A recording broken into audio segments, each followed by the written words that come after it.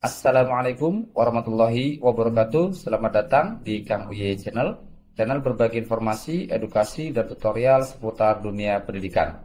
Pada kesempatan ini saya akan bagikan contoh soal-soal uji pengetahuan atau UP, jawaban dan pembahasan sesuai dengan kisi-kisi PPG dalam jabatan Kementerian Agama tahun 2025, yaitu pada part 2 atau bagian 2. Sesuai dengan kompetensi lulusan PPG, KLPPG 3 sampai dengan 4.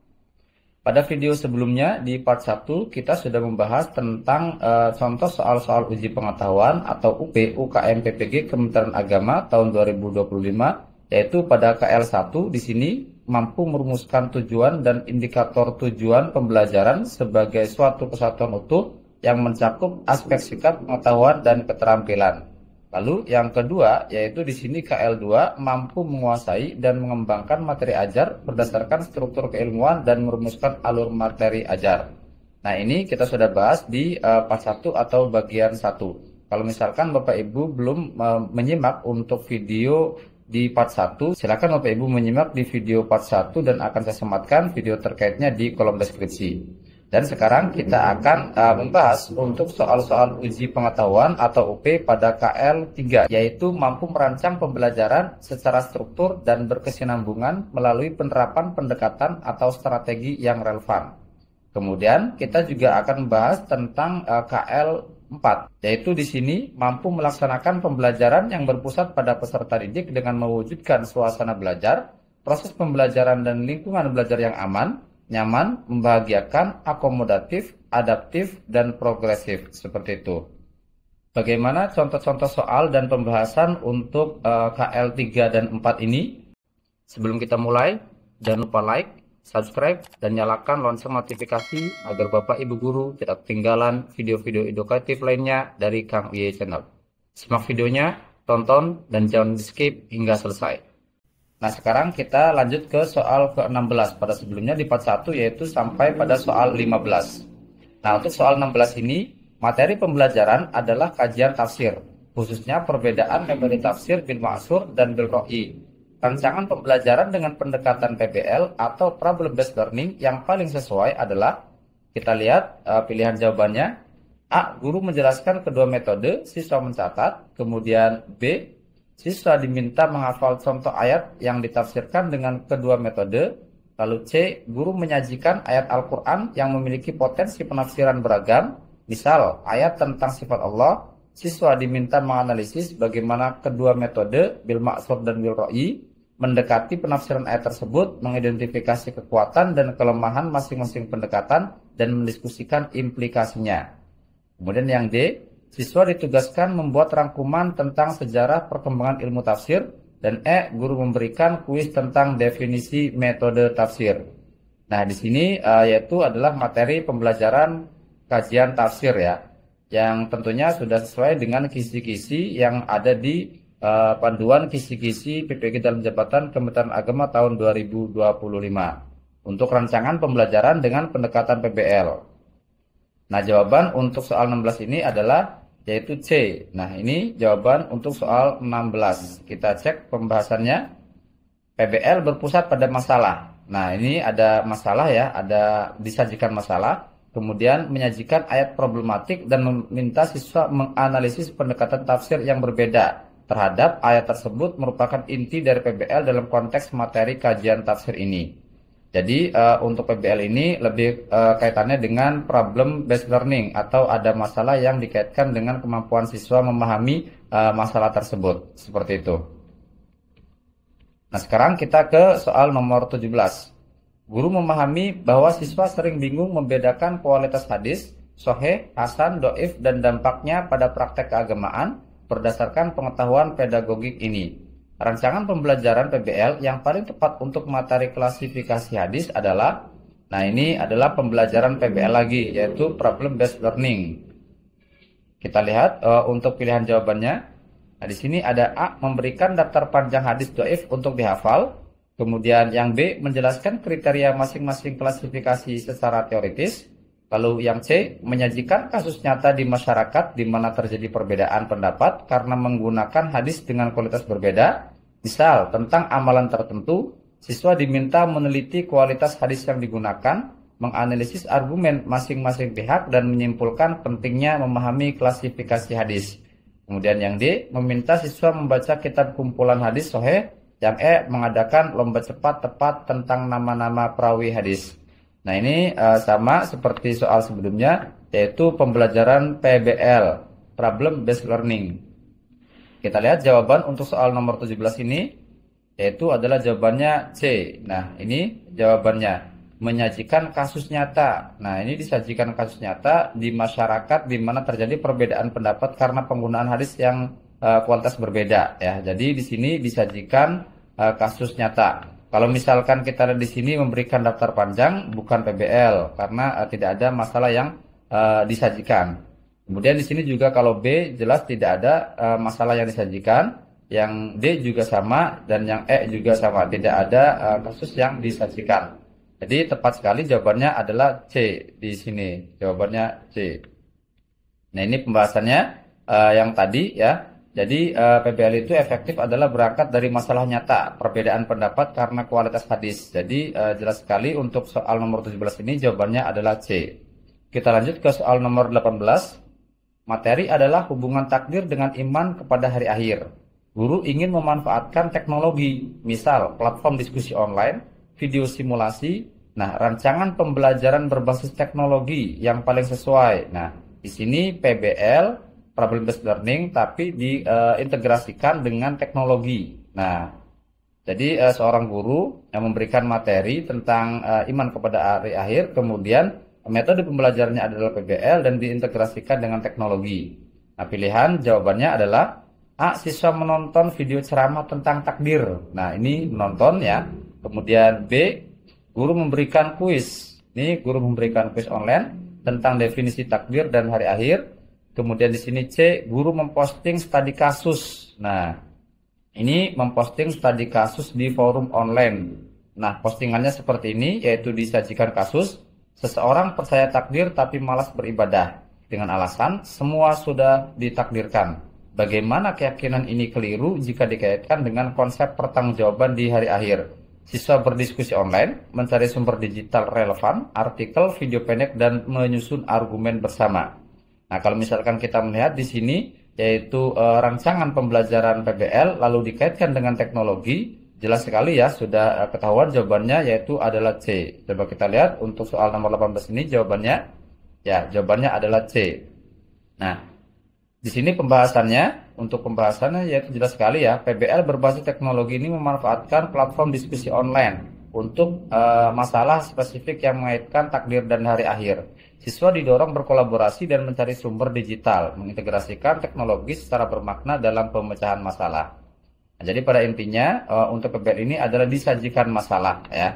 Jadi siswa disajikan masalah, kemudian diintegrasikan dengan rancangan yang memuat teknologinya. Nah ini jawaban yang paling tepat adalah C di sini.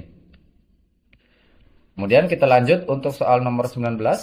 Materi pembelajaran adalah mukjizat, karomah, dan sihir. Guru menyadari minat dan tingkat pemahaman awal siswa beragam.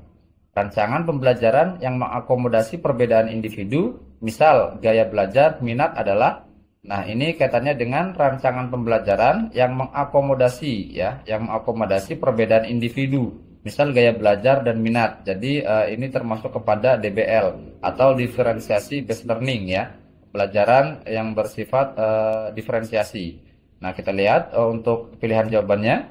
Nah, di sini ada A, semua siswa wajib membaca materi yang sama dan mengerjakan soal yang sama. Nah, ini tidak termasuk dengan DBL. Kemudian guru menyediakan berbagai sumber belajar, teks, video, studi kasus, kisah tentang mukjizat, karomah, dan sihir. Siswa diberikan pilihan tugas, membuat poster perbandingan, ini yang sifatnya visual, kemudian menulis esai, analisis, ini sifatnya linguistik, atau presentasi studi kasus, ini lebih ke kinestetik atau interpersonal, sesuai minat dan gaya belajar mereka. Jadi jelas sekali ya, untuk jawaban nomor 19 ini adalah B. Kita lihat untuk soal 19 ini jawabannya, nah betul sekali adalah B. Nah karena di sini sudah termasuk dalam diferensiasi pembelajaran ya, karena ada disediakan berbagai sumber di sini, menyediakan berbagai sumber belajar. Di sini ada visualnya, kemudian ada linguistiknya, dan di sini juga ada kinestetik atau interpersonalnya. Seperti itu. Nah, sekarang kita cek nomor soal 20. Guru mengetahui dari pengalaman mengajar sebelumnya, pengetahuan pedagogik bahwa siswa memiliki pemahaman dan tantangan yang berbeda. Nah, di sini ada pemahaman dan tantangan yang berbeda dalam menerapkan akhlak karimah. Misal, ada yang sulit jujur, ada yang sulit sabar. Rancangan pembelajaran berbasis perbedaan individu yang paling tepat adalah, nah ini juga sama ya, pembelajaran berbasis perbedaan individu. Jadi kaitannya dengan DBL, diferensiasi based learning. Nah, kita lihat untuk pilihan jawabannya. Di sini ada A, guru melakukan asesmen diagnostik awal untuk mengetahui tantangan akhlak spesifik siswa. Pembelajaran kemudian difokuskan pada area tersebut dengan pendekatan berbeda. Nah, ini pendekatannya berbeda.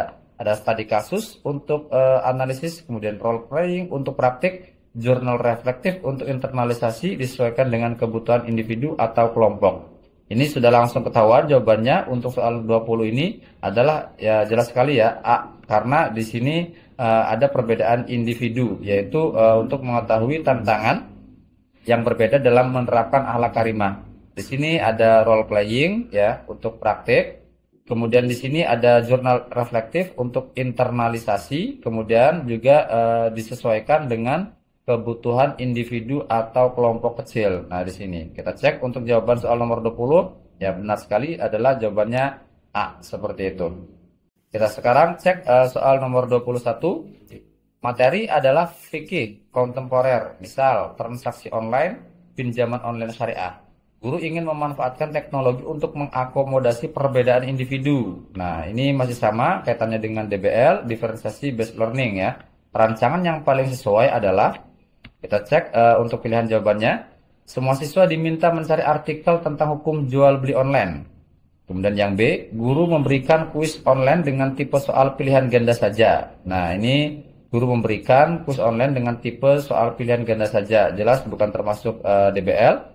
Kemudian C, guru menyediakan platform belajar online LMS yang berisi beragam modul digital. Nah, ini beragam modul digital. Ada teks, video, dan simulasi interaktif tentang berbagai isu fikih kontemporer. Siswa dapat memilih topik yang paling relevan atau menantang bagi mereka. Belajar dengan kecepatan sendiri dan memilih bentuk tugas akhir. Misal, membuat podcast, video penjelasan, maupun infografis menggunakan tools digital. Jadi jelas sekali untuk soal nomor 21 ini, karena di sini adalah mengakomodasi perbedaan individu atau kita sering disebut yaitu DBL, differential based learning. Jadi untuk soal nomor 21 ini adalah jawabannya C. Kita cek jawabannya. Jadi benar sekali jawabannya adalah C ya. Ini untuk soal nomor 21. Kemudian kita lanjut ke soal nomor 22. Materi adalah hak-hak rakyat dalam perspektif Islam. Misal, hak atas keadilan, kebebasan berpendapat, kesejahteraan. Untuk mencapai pembelajaran mendalam, nah ini sekarang kita ke pembelajaran mendalam atau deep learning. Rancangan yang paling sesuai adalah, kita cek pilihan jawabannya. Yang A, siswa menghafal daftar hak-hak rakyat menurut Piagam Madinah. Kemudian yang B, guru menjelaskan konsep hak secara teoritis. Lalu yang C, siswa diminta membuat rangkuman dari buku teks. Lalu yang D, pembelajaran dimulai dengan mengaitkan konsep hak dalam Islam dengan isu-isu hak asasi manusia kontemporer. Siswa menganalisis teks-teks sumber primer Al-Quran, hadis, praktek Khulafaur Rasyidin, membandingkannya dengan deklarasi HAM universal, mengidentifikasi titik temu dan perbedaan, serta merefleksikan implikasinya bagi kehidupan bernegara saat ini melalui proyek riset kecil atau debat terstruktur. Nah, kalau misalkan kita melihat untuk soal nomor 22 ini, yaitu pembelajaran mendalam atau deep learning, itu ada kaitannya langsung kepada kajian mendalam dan fokus ya kepada siswanya. Jadi jelas sekali untuk soal nomor 22 ini adalah jawabannya D, yaitu sudah ada di sini mengaitkan konsep hak dalam Islam dengan isu-isu hak asasi manusia kontemporer. Nah, di sini. Jadi selain mengaitkan dengan konsep, kemudian siswa juga menganalisis teks-teksnya. Jadi jelas sekali ya untuk soal nomor 22 ini adalah jawabannya D, karena pembelajaran mendalam atau deep learning seperti itu. Kita lanjut ke soal nomor 23. Guru mengetahui siswa cenderung melihat sejarah kepemimpinan Islam hanya sebagai rangkaian peristiwa tanpa memahami pola dan prinsip yang mendasarinya. Pengetahuan pedagogik untuk mendorong pembelajaran mendalam tentang perkembangan kepemimpinan Islam dari Nabi hingga modern. Rancangan yang tepat adalah, nah ini kaitannya dengan pembelajaran mendalam, yaitu deep learning ya, pembelajaran mendalam tentang perkembangan kepemimpinan Islam. Kita cek untuk pilihan jawabannya. Yang A, memberikan timeline sejarah kepemimpinan Islam untuk dihafal. Kemudian B, fokus pada biografi satu khalifah saja. Kemudian yang C, mengajak siswa mengidentifikasi. Nah, ini mengidentifikasi prinsip-prinsip kunci, misal keadilan, syura amanah yang muncul pada masa Nabi dan Khulafaur Rasyidin. Kemudian menganalisis bagaimana prinsip-prinsip ini diterapkan ya atau tidak diterapkan pada periode-periode selanjutnya, serta mendiskusikan. Nah, jelas sekali ya untuk soal nomor 23 ini jawabannya adalah C, karena di sini ada mengidentifikasi prinsip-prinsip. Nah, di sini mengidentifikasi prinsip-prinsip, lalu di sini juga ada menganalisis ya. Kemudian di sini juga ada mendiskusikan. Jadi yang jawaban nomor C ini adalah termasuk ke dalam pembelajaran mendalam, seperti itu. Kita cek jawabannya adalah betul sekali, adalah jawabannya C untuk nomor 23 ini. Nah, ini adalah pembahasannya ya. Oke, baik, kita lanjut ke soal nomor 24. Materi adalah pendidikan nilai atau karakter. Misal, kejujuran, tanggung jawab. Guru ingin menggunakan teknologi untuk pembelajaran mendalam. Rancangan yang paling efektif adalah, nah di sini masih pembelajaran mendalam. Nah, di sini pembelajaran mendalam dengan menggunakan teknologi ya. Kita cek pilihan jawabannya. Yang A, siswa menonton video motivasi tentang kejujuran.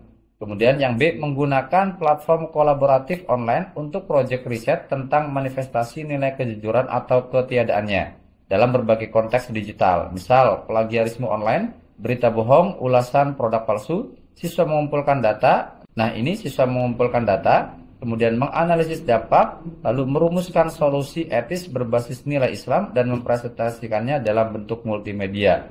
Nah, kalau misalkan kita cek lagi, ini sudah pasti ya jawabannya adalah B. Karena adanya integrasi penggunaan teknologi di sini, teknologi dengan pembelajaran mendalam. Nah, ini pembelajaran mendalam. Nah, kalau misalkan kita cek di soal pilihan nomor B ini adalah mengumpulkan data, kemudian menganalisis dampak, lalu merumuskan solusi. Jadi tepat sekali jawabannya adalah B untuk soal nomor 24 ini. Nah, ini jelas sudah B. Dan ini adalah pembahasannya, seperti itu.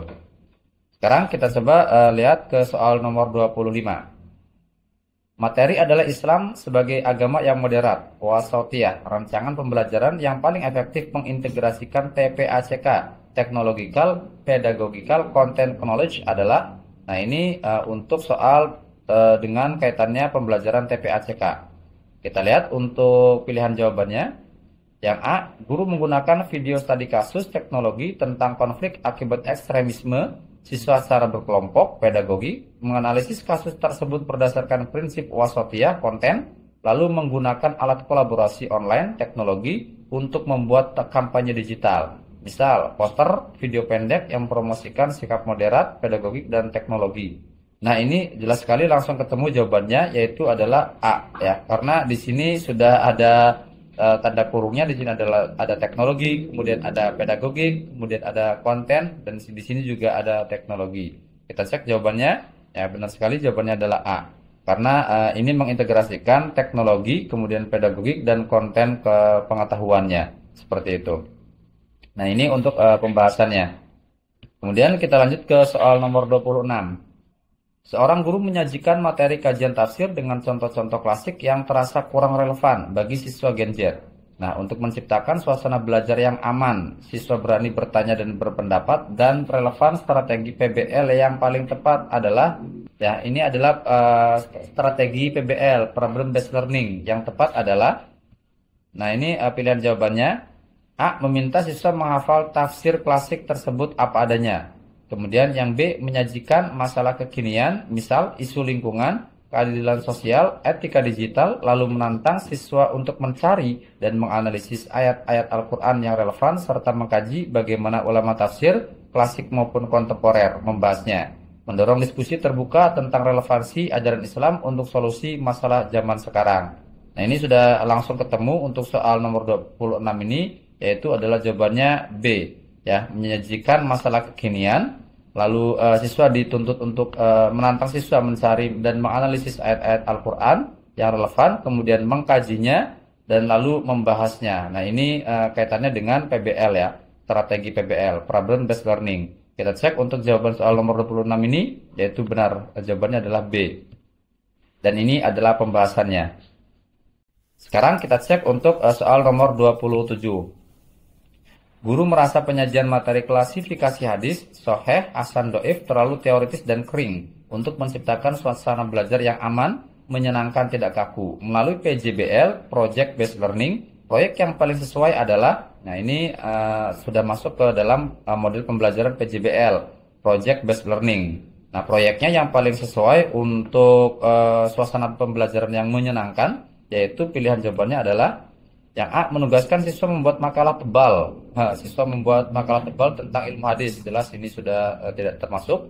Kemudian B, mengadakan ujian hafalan kriteria hadis sahih. Nah, ini juga sudah tidak termasuk karena hafalan, ya.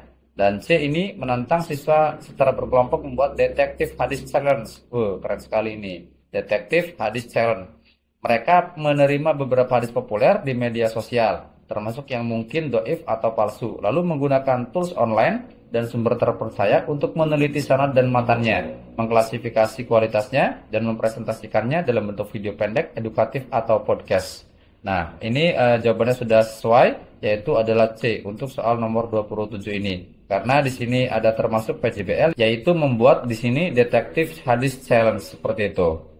Kita lihat untuk jawabannya adalah, benar sekali adalah C. Dan ini pembahasannya. Sekarang kita cek untuk soal nomor 28. Penyajian materi hubungan takdir dan hari akhir seringkali terkesan menakutkan atau pasrah. Untuk menciptakan suasana belajar yang membahagiakan melalui DBL, fokus dialog yang paling tepat adalah, kita pilih jawabannya A, mendiskusikan siksa neraka bagi yang tidak beriman pada takdir. Kemudian B, memperdebatkan apakah takdir bisa diubah atau tidak. Lalu C, berdialog tentang tanda-tanda kiamat. Kemudian yang D, mengajak siswa berdialog tentang bagaimana pemahaman yang benar tentang takdir sebagai ilmu Allah dan keyakinan pada hari akhir, sebagai hari pembalasan yang adil.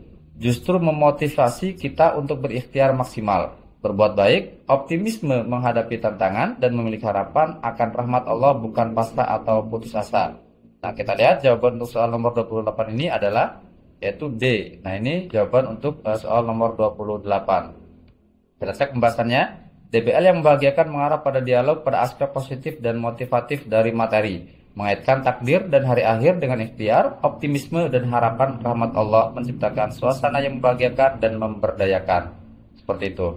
Sekarang kita cek untuk soal nomor 29. Guru ingin membahas mukjizat, karomah, dan sihir agar relevan dengan pemikiran rasional siswa modern, namun tetap akomodatif terhadap keyakinan iman. Model pembelajaran DL, Deep Learning, yang paling akomodatif adalah, nah ini model pembelajaran DL, ya, Deep Learning. Tentunya soal-soal ini sudah sesuai dengan kisi-kisi yang ada di panduan kisi-kisi PPG dalam jabatan Kementerian Agama tahun 2025. Nah, kita lihat untuk pilihan jawaban untuk soal nomor 29 ini adalah yang A, menegaskan bahwa semua itu hanya dongeng masa lalu. Kemudian yang B, meminta siswa membuktikan keberadaan karomah secara ilmiah. Lalu yang C, mengajak siswa memahami konsep mukjizat sebagai bukti kenabian yang bersifat historis, transendental, karomah sebagai anugerah khusus bagi wali Allah, dan sihir sebagai bentuk tipu daya, terkadang melibatkan jin yang dilarang agama. Pembelajaran menekankan pada pembedaan ketiganya, hikmah dibaliknya, menguatkan iman, serta sikap rasional proporsional dalam menyikapinya di era modern. Tidak mudah percaya klaim, tetapi tetap mengimani yang gaib sesuai dalil. Nah, jelas sekali ya, untuk jawaban soal nomor 29 ini adalah C, karena ini kaitannya dengan model pembelajaran Deep Learning atau DL. Kita cek, betul sekali, jawabannya C. Nah, sekarang kita lanjut ke soal nomor 30. Materi akhlak karimah perlu disajikan secara adaptif dengan konteks tantangan moral era digital. Nah, ini termasuknya cyberbullying, kemudian hoax, etika online. Penggunaan model TPACK yang paling adaptif adalah, kita lihat untuk pilihan jawaban nomor 30 ini. Nah, ini kalau misalkan kita cek ya jawabannya, yaitu A, B, C, D, atau KE. Jawaban yang tepatnya adalah C. Nah, ini jawabannya adalah C ya. Guru menggunakan platform simulasi interaktif. Ada simulasi interaktifnya. Kemudian menyajikan dilema etika digital. Siswa secara berkelompok pedagogik menganalisis dilema tersebut menggunakan prinsip akhlak karimah. Nah, ini kontennya. Kemudian lalu membuat solusi atau panduan etika digital dalam bentuk infografis atau video pendek menggunakan aplikasi desain. Nah, ini adalah teknologinya yang kemudian dibagikan di media sosial sekolah, pedagogi dan teknologi. Nah, jadi ini yaitu untuk model TPACK ya, yang paling adaptif. Jadi jawabannya tepat sekali adalah C. Nah, ini pembahasannya untuk soal nomor 30 ini. Tentunya Bapak Ibu, soal-soal yang saya berikan atau contoh-contoh soal yang saya berikan ini adalah berdasarkan kisi-kisi yang ada di panduan kisi-kisi PPG dalam jabatan Kementerian Agama tahun 2025. Nah, mungkin sekian yang bisa saya sampaikan untuk part 2 ini tentang pembahasan soal-soal UP atau uji pengetahuan. Silakan Bapak Ibu share kepada rekan-rekan yang membutuhkan, dan silakan Bapak Ibu tunggu video berikutnya di part 3 atau bagian 3. Semoga bermanfaat. Terima kasih. Wassalamualaikum warahmatullahi wabarakatuh.